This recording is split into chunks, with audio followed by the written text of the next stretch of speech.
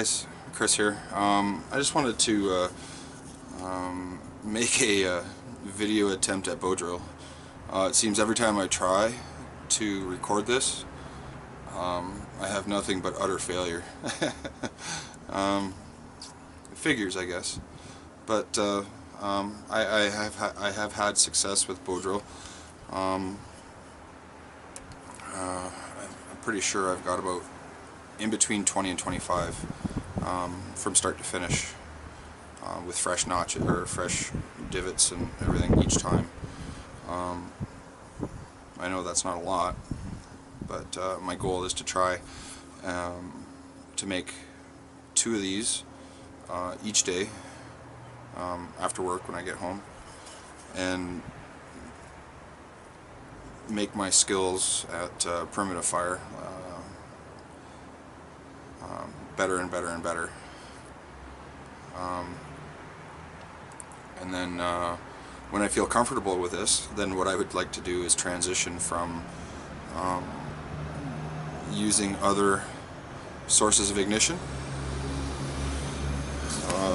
So not necessarily eliminating my ferro rod or a Bic lighter or char cloth and flint and steel from my kit, but choosing to use only bow drill when I go out for overnighters or when I go out for an afternoon or a day. Then my go-to option will be friction fire. But like I said, that's going to be, I would imagine, somewhere near 100 successes would make you proficient. But I've heard that 1,000 will see you at a bow drill master. So I guess that's what we'll do, is we'll show you how we're doing this from start to finish, I guess. Well, not necessarily start to finish, but I guess I've got some material up there we can use for spindle. So let's take you up top to the workbench there, and I'll show you. One other thing, sorry, I just got home from work, so I just figured I got some decent light still, so I'll see if I can bang out a quick video with bow drill. So let's go to it. Here we go. We're going to carve a new spindle, and with that I'm going to use my SE.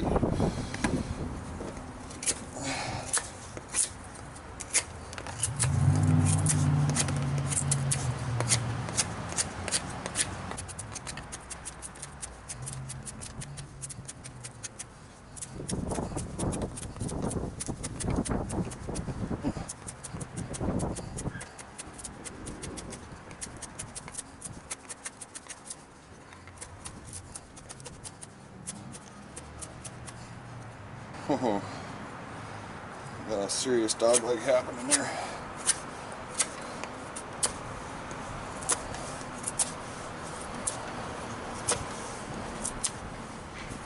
And a knot. But I will not let that stop me.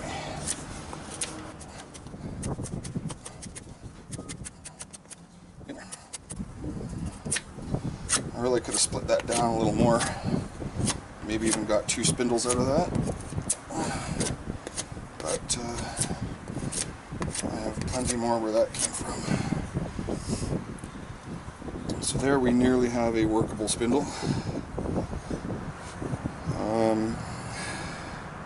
I hear some say that you want the spindle as smooth and obviously as straight as you can get it, but I find that sometimes when you leave some of these little facets on here, it gives your bowstring a little extra grip. So I'm just going to go back and clean up.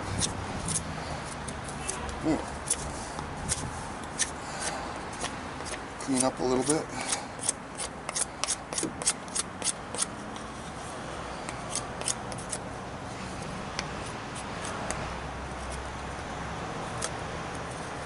Not, it's giving me problems.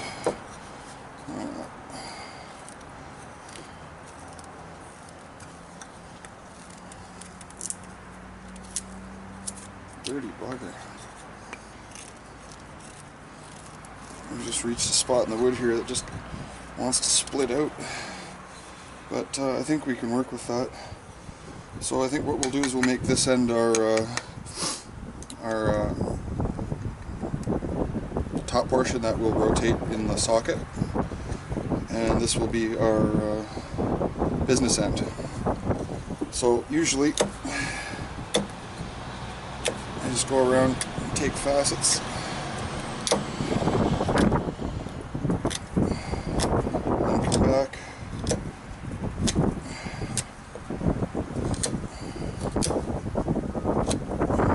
Generally you end up with a shape that you're happy with,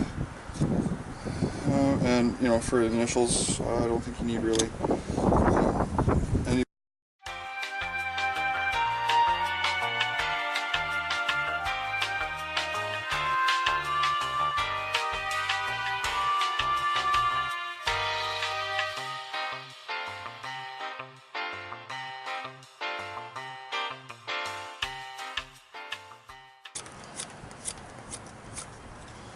See how she does.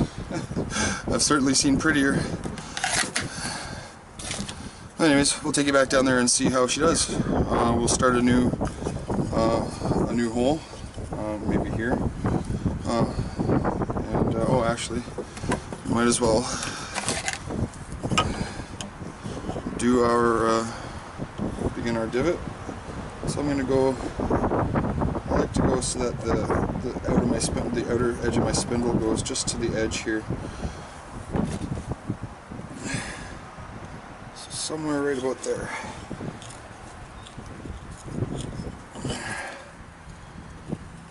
And then of course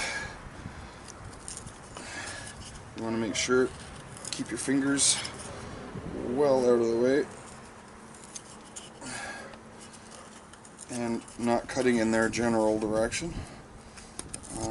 You don't need to make your fingertips any shorter than they are.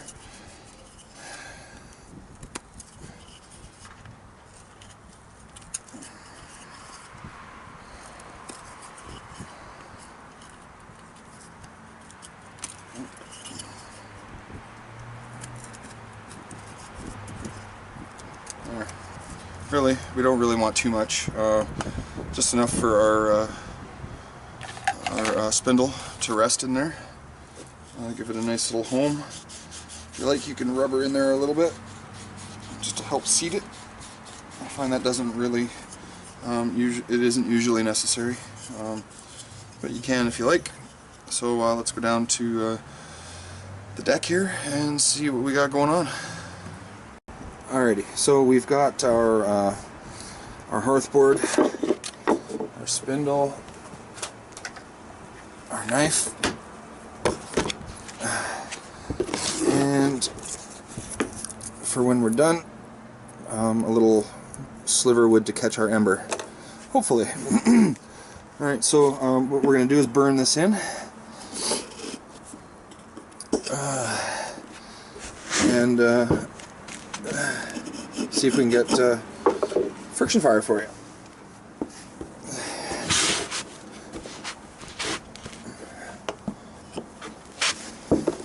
This hearthboard is a little, because it was kind of near the outside of the tree, I'm just going to slide our sliver in there just to help keep it where we want it.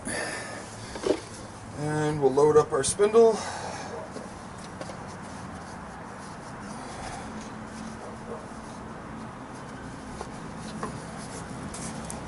And we're ready to burn in. Oh,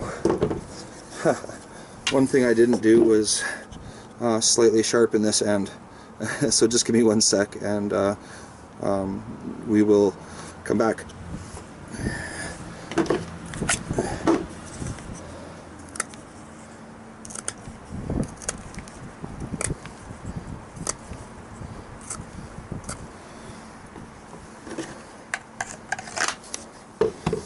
Alrighty, so here we have it.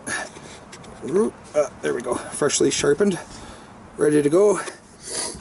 So we'll reload our spindle. hopefully for the second last time.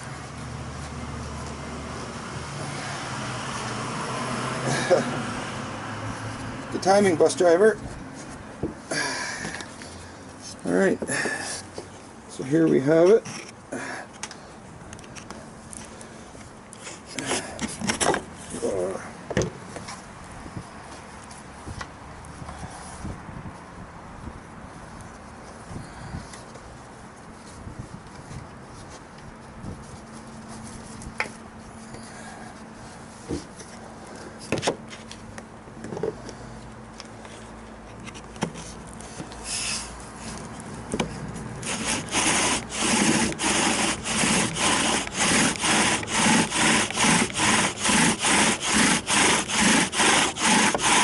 Remembering to try and use the full length of your bow.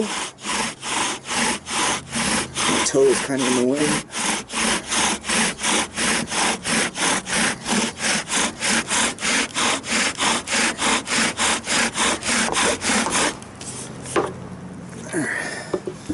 Now, I would say that is nicely burned in.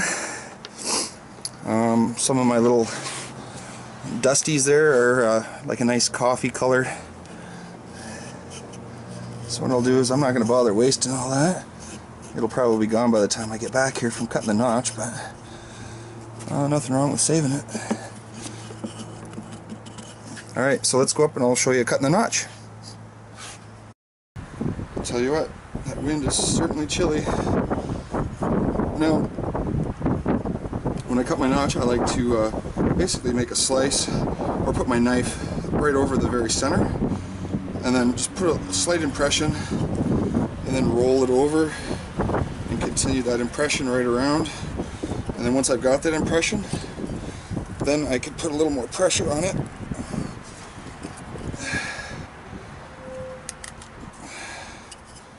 And start popping that out.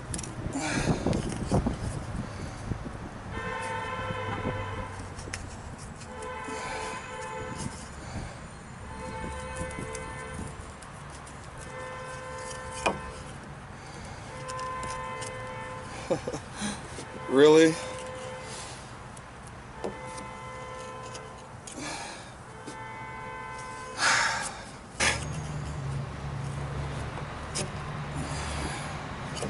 So we'll go a little deeper.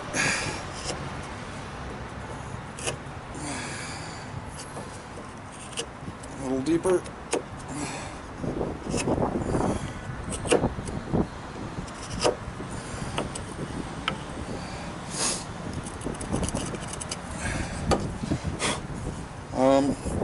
I like the 25% rule, that you know, you go 25% of the way to the center, or 25% of the way of the diameter of the hole.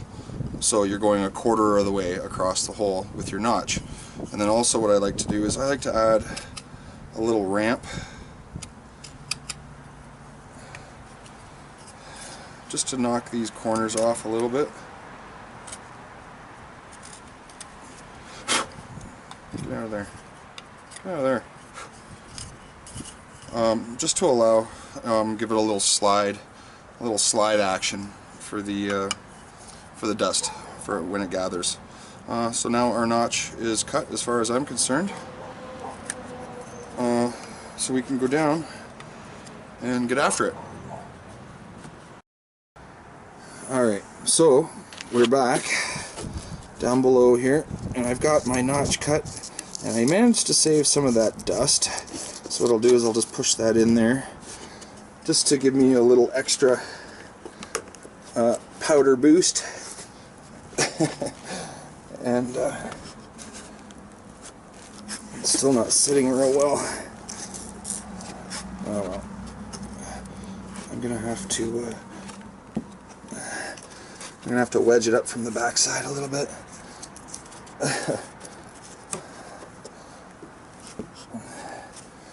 There. It's still not really great, but I'll give her a shot. So, looking at my spindle, it doesn't really need to be dressed up at all, I don't think. Looking good still. If I could stop kicking my stuff around.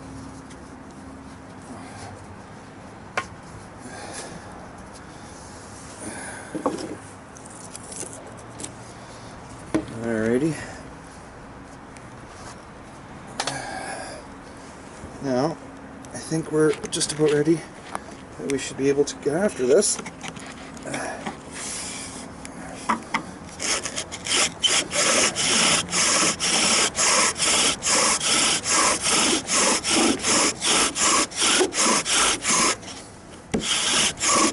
I'm not very comfortable right now.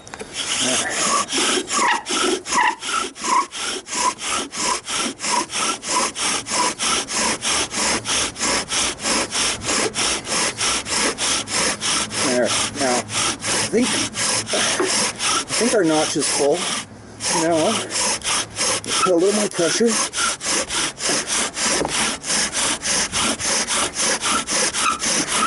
A little more speed.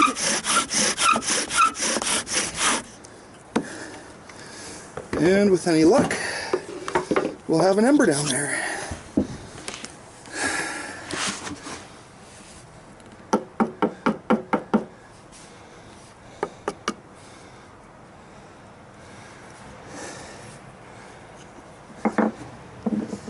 Looks to me like there's an ember.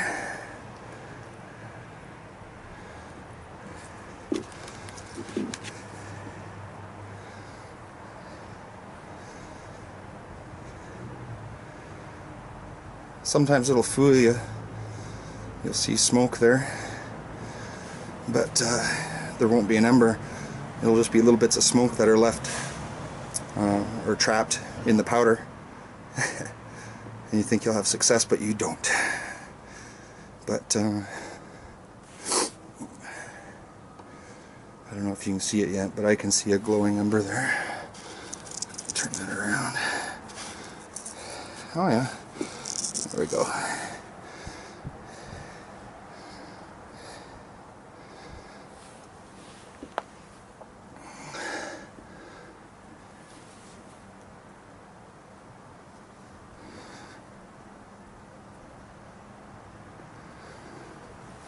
So there you have it. My first successful on-camera bow drill. I am now officially not camera shy. Thanks guys. This has been Chris. I know you see lots of people do bow drill, but to tell you the truth, I still find it really cool every single time I do it. Alright, well, there you have it. That is my first successful on-camera bow drill. That's what we used to make the bow drill. That's sitting there in front of the camera. That is, we did use a knife for the socket, and then we used a sliver of wood to catch our coal. The hearth board was a piece of basswood. The spindle was a piece of basswood, and the bow is a piece of sumac, and the bowstring is just a piece of... Hey, I just wanted to follow up with our bow drill. You know, we place a great importance on fire, and our acquisition of fire, and methods that we carry. You know, people talk about them, but you know, there's really no replacing the basics. Now, I'm still in my infancy, I guess you might say, as far as my bow drill is concerned. I figure, like I said before, I'd like to practice this every day, you know, like when I get home from work, or on the weekends when I get up, or I'd like to do this a couple of times a day, and until I feel that I've become proficient with the bow drill. Then that way I'm estimating, like these just numbers picked out of the top of my head, but somewhere around 100. Somewhere around 100 successful bow drills, I would become proficient, meaning that I am fairly confident that I could find the materials I need as long as I have the tools. Then I don't think I would have too much of a problem always with the bow drill. Certainly I have more experience than someone who has never done it before. However, I don't have the experience that someone that's done it 1,000 times has. So my goal is to get to the experience level of the person who's done this 1,000 times. And then I feel that I could probably say that I've mastered the bow drill. But until then, practice, practice, and more practice. Thanks.